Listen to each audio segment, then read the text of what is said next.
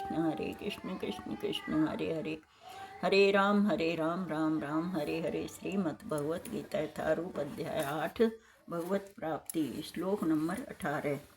अव्यक्ताद्व्यक्तयः सर्वा प्रभवन्त्यः हरागमे राज्यागमे प्रलीयन्ते तत्रैवाव्यक्तसंज्ञके। ब्रह्मा के दिन में के शुभारंभ में सारे जीव अव्यक्त अवस्था से व्यक्त होते हैं और फिर जब रात्रि आती है तो वे पुनः अव्यक्त में विलीन हो जाते हैं। भूतग्रामः स एवायं भूत्वा भूत्वा प्रलीयते राज्यागमे वसः पार्थ प्रभवत्यहरागमे। जब जब ब्रह्मा का दिन आता है तो सारे जीव प्रकट होते हैं और ब्रह्मा की रात्रि होते ही वे असहायवत विलीन हो जाते हैं। तात्पर्य जगत गुरु श्रील प्रभुपाद जी महाराज की जय, गुरु महाराज की जय। अल्पज्ञानी पुरुष जो इस भौतिक जगत में बने रहना चाहते हैं उच्चतर लोकों को प्राप्त कर सकते हैं, किंतु उन्हें पुनः इस धरा लोक पर आना होता है। वे ब्रह्मा का दिन होने पर इस जगत के उच्चतर तथा निम्नतर लोकों में अपने कार्यों का प्रदर्शन करते हैं, किंतु ब्रह्मा की रात्रि होते ही वे नष्ट हो जाते हैं। दिन में उन्हें भौतिक कार्यों के लिए नाना शरीर प्राप्त होते रहते हैं, किंतु रात्रि के होते ही उनके शरीर विष्णु के शरीर में विलीन हो जाते हैं। वे पुनः ब्रह्मा का दिन आने पर प्रकट होते हैं। भूत्वा भूत्वा प्रलीयते। दिन के समय वे प्रकट होते हैं और रात्रि के समय वे पुनः विनष्ट हो जाते हैं। अंततो गत्वा जब ब्रह्मा का जीवन समाप्त होता है तो उन सबका संहार हो जाता है और वे करोड़ों वर्षों तक अप्रकट रहते हैं। अन्य कल्प में ब्रह्मा का पुनर्जन्म होने पर वे पुनः प्रकट होते हैं। इस प्रकार वे भौतिक जगत के जादू से मोहित होते रहते हैं, किंतु जो बुद्धिमान व्यक्ति कृष्ण भावनामृत स्वीकार करते हैं वे इस मनुष्य जीवन का उपयोग भगवान की भक्ति करने तथा हरे कृष्ण कृष्ण कृष्ण हरे हरे, हरे राम राम राम हरे हरे मंत्र के कीर्तन में बिताते हैं। इस प्रकार वे इसी जीवन में कृष्ण लोक को प्राप्त होते हैं और वहाँ पर पुनर्जन्म के चक्कर से मुक्त होकर सतत आनंद का अनुभव करते हैं। परस्तस्मात्तु भावोऽन्यो व्यक्तो व्यक्तात्म सनातनः यः सर्वेषु भूतेषु नश्यत्सु न विनश्यति। इसके अतिरिक्त एक अन्य अव्यक्त प्रकृति है जो शाश्वत है और इस व्यक्त तथा व्यक्त पदार्थ से परे है। यह परा श्रेष्ठ परा और कभी नाश न होने वाली है। जब इस संसार का सब कुछ लय हो जाता है तब भी उसका नाश नहीं होता। तात्पर्य जगत गुरु श्रील प्रभुपाद जी महाराज की जय, गुरु महाराज की जय। कृष्ण की पराशक्ति दिव्य और शाश्वत है।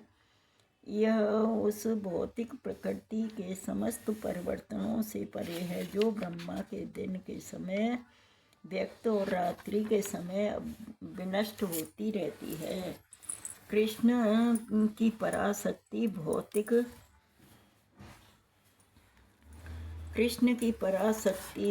भौतिक प्रकृति के गुणों से सर्वथा विपरीत है। परा तथा अपरा प्रकृति की व्याख्या 7वें अध्याय में हुई है। अव्यक्तोच्छर इत्युक्तस्तमाहु परमां गतिं यं प्राप्य न निवर्तन्ते तद्धाम परमं मम। जिसे वेदांती अप्रकट तथा अविनाशी बताते हैं, जो परम गंतव्य हैं, जिसे कर लेने पर कोई वापस नहीं आता, वही मेरा परम धाम है। तात्पर्य जगत गुरु श्रील प्रभुपाद जी महाराज की जय, गुरु महाराज की जय।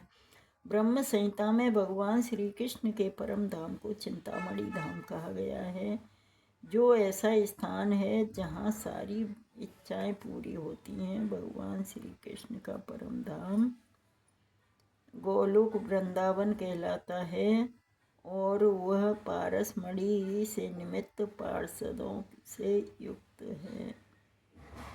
वहाँ पर वृक्ष भी हैं जिन्हें कल्पतरु कहा जाता है, जो इच्छा होने पर किसी भी तरह का खाद्य पदार्थ प्रदान करने वाले हैं। वहाँ गौएं भी हैं जिन्हें सुरभि गौएं कहा जाता है और वे अनंत दुग्ध देने वाली हैं। इस धाम में भगवान की सेवा के लिए लाखों लक्ष्मियाँ हैं। वे आदि भगवान गोविंद तथा समस्त कारणों के कारण कहलाते हैं। भगवान बंसी बजाते रहते हैं, वेणु कोड़ंतम उनका दिव्य स्वरूप समस्त लोकों में सर्वाधिक आकर्षक है। उनके नेत्र कमल दलों के समान हैं और उनका शरीर मेघों के वर्ण का है। वे इतने रूपवान हैं कि उनका सौंदर्य हजारों कामदेवों को मात करता है। वे पीत वस्त्र धारण करते हैं, उनके गले में माला रहती है और केसों में मोर का पंख लगा रहता है। श्रीमद् भगवत गीता में भगवान श्री कृष्ण अपने निजी धाम गोलोक वृंदावन का संकेत मात्र करते हैं, जो आध्यात्मक जगत में सर्वश्रेष्ठ लोक है। इसका विशद वृत्तांत ब्रह्म संहिता में मिलता है।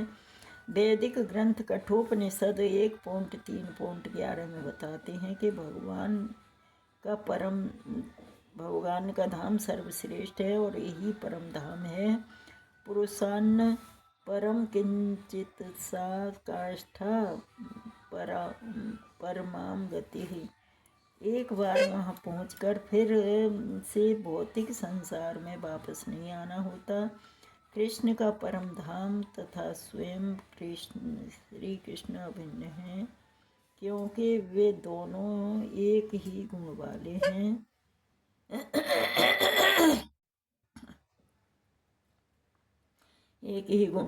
आध्यात्मक आकाश में स्थित इस गोलोक वृंदावन की प्रतिकृति वृंदावन इस पृथ्वी पर दिल्ली से 90 मील दक्षिण पूर्व में स्थित है। जब श्री कृष्ण ने इस पृथ्वी पर अवतार ग्रहण किया था तो उन्होंने इसी भूमि पर, जिसे वृंदावन कहते हैं और जो भारत के मथुरा जिले के 84 वर्ग मील में फैला हुआ है, क्रीड़ा की थी। हरे कृष्णा कृष्ण कृष्ण हरे हरे, हरे राम राम राम हरे हरे, हरे कृष्णा। तो यहाँ पे भगवान जी वृंदावन का वर्णन कर रहे हैं कि वृंदावन ये गोलोक धाम से ही आया हुआ है और ये 84 कोस की परिक्रमा जो होती है उसी वृंदावन के चारों तरफ होती रहती है।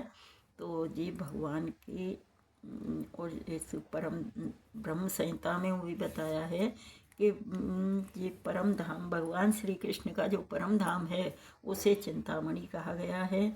चिंतामणि वो वहीं से फिर लेकर आते हैं थोड़ा थोड़ा। जी गिरिराज पर्वत भी वहीं से आया हुआ है और तुलसी महारानी वहीं से आई हुई हैं और तुम्हारे ये यमुना नदी भी वहीं से आई हुई है। तो ये बहुत सी चीज़ें भगवान अपने परम धाम से लेकर आए हैं इस धराधाम पर, तो उनके हमें दर्शन भी अवश्य करने चाहिए।